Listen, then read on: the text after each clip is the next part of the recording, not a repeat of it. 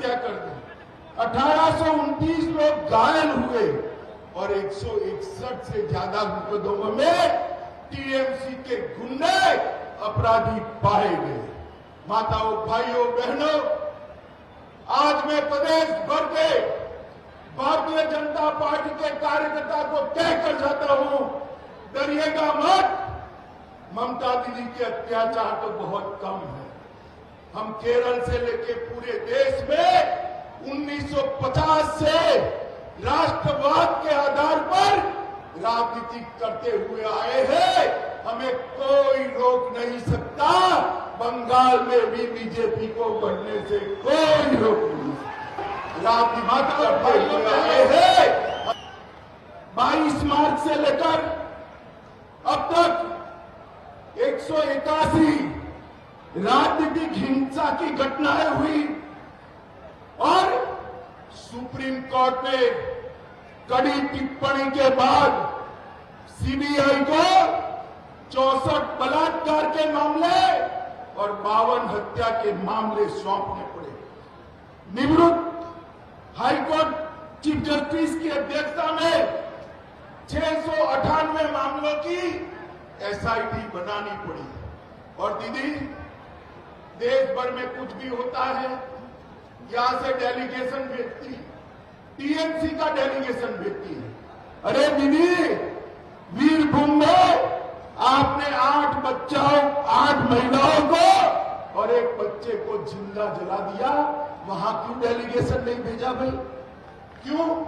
वीरभूम वाले आपके लोग नहीं है क्या? फैक्ट फाइंडिंग टीम नदियां क्यों नहीं गई?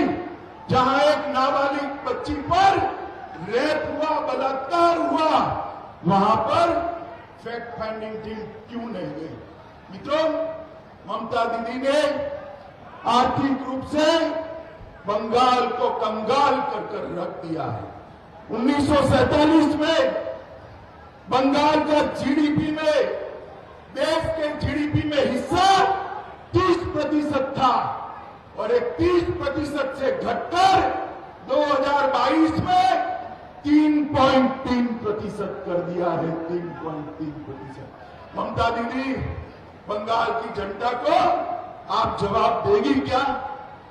एफडीआई 2011 में 1% थी, आज भी 1% है। आपने कोई बढ़ोतरी नहीं की है। मित्रों, आज मैं कहता हूं, प्रति व्यक्ति आय में पश्चिम बंगाल 2011 में 7वें नंबर पर था, 2022-20 में 7वें नंबर से गिरकर 23वें नंबर पर आ गया है। और मित्रों, ममता दीदी ने बंगाल को ऋण से बोझ के तले दबा दिया है। वेस्ट बंगाल का कुल कर्ज 2011 में 1.9 लाख करोड़ था, 2022 में 1.9 लाख करोड़ से बढ़कर 5.5 लाख करोड़ करने का काम ममता दीदी ने किया है। मित्रों, मैं आज आप सबको कहना चाहता हूं कि बंगाल के अंदर टोल मनी भाई हो गया। आप नारे मत लगाइए, आप नारे मत लगाइए। भाजपा के कार्यकर्ता नारे मत लगाइए भैया। टोल मनी और सिंडिकेट का राज फिर से शुरू हो गया है। मित्रों, इसके अंदर परिवर्तन लाना पड़ेगा। उत्तर बंगाल को हमेशा ममता दीदी ने अन्याय किया है। भारत सरकार ने जो एम्स भेजी थी, उसको आज बदलने का काम किया है, जिससे उत्तर बंगाल को इसका फायदा न मिले। देश भर में जहां जहां भाजपा की सरकारें हैं, वहां पर मेट्रो कॉरपोरेशन बनाए गए। यहां पर मेट्रो कॉरपोरेशन नहीं बनाया गया क्योंकि सिलीगुड़ी और जलपाईगुड़ी को मेट्रो न मिले। पूरे देश भर में पावर का दाम सबसे ज्यादा अगर कहीं पर है तो बंगाल के अंदर है। पूरे देश भर में पेट्रोल का दाम 115 रुपया अगर कहीं पर है तो बंगाल में है। जहां भाजपा की सरकारें हैं वहां 105 रुपये में पेट्रोल बिकता है। यहां 25% जीएसटी और 13 रुपया और टैक्स बंगाल सरकार ने लगाया है। मित्रों, आज भी पूरे बंगाल के गरीबों को आयुष्मान भारत योजना का फायदा नहीं मिला। मुझे बताओ भाइयों बहनों, 5 लाख रुपया बंगाल के हर गरीब को मिल सकता है। बंगाल के गरीब को मिलना चाहिए या नहीं मिलना चाहिए? जोर से बोलिए, मिलना चाहिए या नहीं मिलना चाहिए? ममता दीदी मोदी जी की लोकप्रियता से डरकर आयुष्मान भारत योजना बंगाल में लागू नहीं करेंगे और किसान सम्मान निधि भी 5 साल के बाद भेजने का काम किया है। मित्रों, आज मैं उत्तर बंगाल में आया हूं। मैं आपको स्पष्टता कर जाता हूं, तृणमूल कांग्रेस सीएए के बारे में अफवाहें फैला रही है कि सीएए जमीन पर लागू नहीं होगा। मैं आज कहकर जाता हूं, कोरोना की लहर समाप्त होते ही सीएए को हम जमीन पर उतारेंगे और हमारे भाइयों को नागरिकता देंगे। ममता दीदी, आप तो यही चाहती हो कि घुसपैठ चलती रहे और बंगाल से जो शरणार्थी आए हैं उनको नागरिकता न मिले, मगर कान खोलकर तृणमूल वाले सुन ले, सीएए वास्तविकता था, वास्तविकता है और वास्तविकता रहने वाला। इसमें आप कुछ नहीं बदल सकते हो।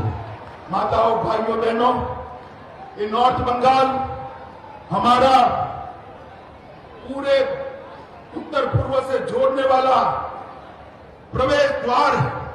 यहां पर बंगाली, गोरखा, राजवंशी, आदिवासी, कोच, मेचे, राभा, टोटो और हिंदी भाषी सब एक दूध में जैसे शक्कर मिल जाती है, इस तरह से रहते हैं।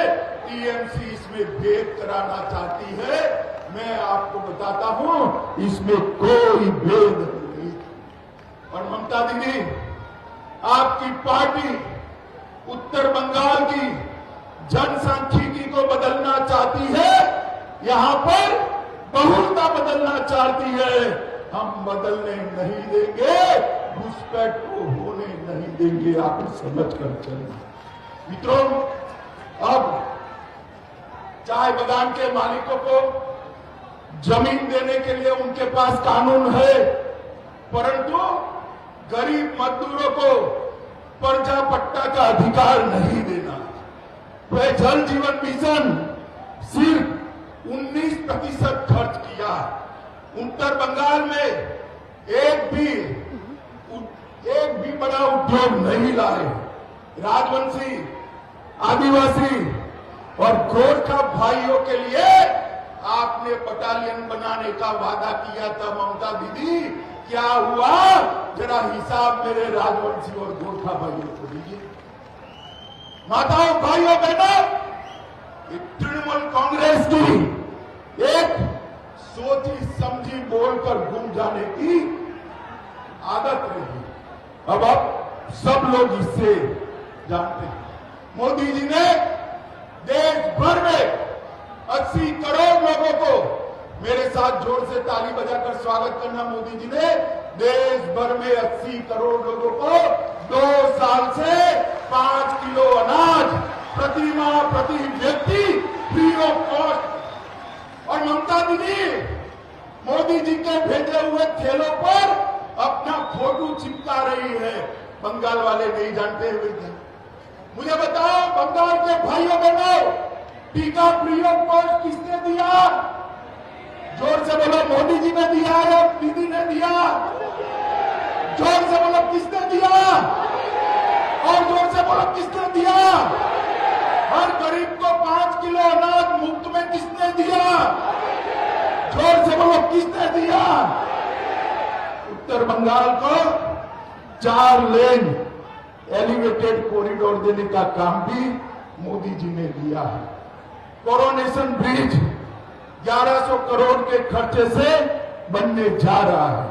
हवाई अड्डा बागडोगरा का 1300 करोड़ के खर्चे से उसका आधुनिकीकरण हो रहा है। नेशनल हाईवे 10 को 800 करोड़ रुपए के खर्चे से नया बनाने का काम चल रहा है। गोरखपुर से सिलीगुड़ी तक ध्यान से सुनना, गोरखपुर से सिलीगुड़ी तक 30,000 करोड़ रुपया के खर्चे से 542 किलोमीटर का रोड बनने की शुरुआत हुई। सेवक रंगपुर रेल लाइन हमने शुरू किया है और इंटीग्रेटेड चेक पोस्ट भी बनाया है।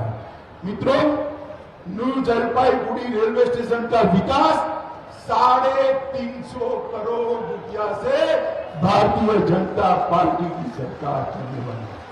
और पूरे बंगाल में लगभग 4,000 करोड़ 4,400 किलोमीटर रेलवे 55,000 करोड़ के खर्चे से मोदी जी ने बनाना शुरू किया है। पर्यटन एक्टिविटी के लिए पर्वतमाला योजना के तहत ये राजू यहां बैठा है, राजू जोर से ताली बजाना, दार्जिलिंग को इसमें कवर कर कर दार्जिलिंग के पर्यटन को बढ़ावा देने। गोरखा भाइयों बहनों को भी दीदी हमेशा गुमराह करती। मैं आज मेरे गोरखा भाइयों बहनों को कहने आया हूं, अगर कोई एक पार्टी है जो गोरखाओं के हित में सोचती है तो केवल और केवल भारतीय जनता पार्टी। हमने कहा है कि संविधान की मर्यादाओं के तहत सारी समस्याओं का स्थायी राजनीतिक समाधान ढूंढ लिया जाए। दीदी, जीटीए चुनाव से गोरखाओं की समस्याओं का समाधान नहीं होने वाला है, आप समझ कर रखिए। माताओं, भाइयों, बहनों, मैं आज समग्र इस बड़ी रैली के माध्यम से इसके बाहर भी हजारों लोग रोड पर खड़े हैं। इस बड़ी रैली के माध्यम से कहने आया हूं, ममता दीदी के कटमनी के खिलाफ, सिंडिकेट के खिलाफ, अत्याचार के खिलाफ, भ्रष्टाचार के खिलाफ, गुंडागर्दी के खिलाफ और राजनीतिक हत्याओं के खिलाफ भारतीय जनता पार्टी की लड़ाई चालू है। भारतीय जनता पार्टी तब तक चैन से नहीं बैठ सकती जब तक टीएमसी के अत्याचारी शासन को हम उखाड़ कर फेंक नहीं देते। भाइयों बहनों, 1 साल का मौका दिया था उनको, 1 साल का, सुधर जाइए। मगर नहीं सुधरे, 7वें आसमान पर रहते हैं। मैं उनको कहने आया हूं, अच्छों का मिजाज जनता बदल देती है भाई, ये लोकतंत्र है। बदल सकते हो या नहीं बदल सकते हो? आप जोर से बोलो, बदल सकते हो या नहीं बदल सकते हो? भाइयों बहनों, भारतीय जनता पार्टी ये महान पश्चिम बंगाल के अंदर फिर से एक बार लोकतंत्र प्रस्थापित हो, इसके लिए सब कुछ करेगी, इसका वादा देकर मेरी बात को समाप्त करता हूं। मेरे साथ दोनों हाथ उठाइए, दोनों हाथ उठाइए, मजबूती से लड़ने के संकल्प के साथ मुट्ठी भींचिए और प्रचंड आवाज से बोलिए, भारत माता की, भारत माता की, भारत माता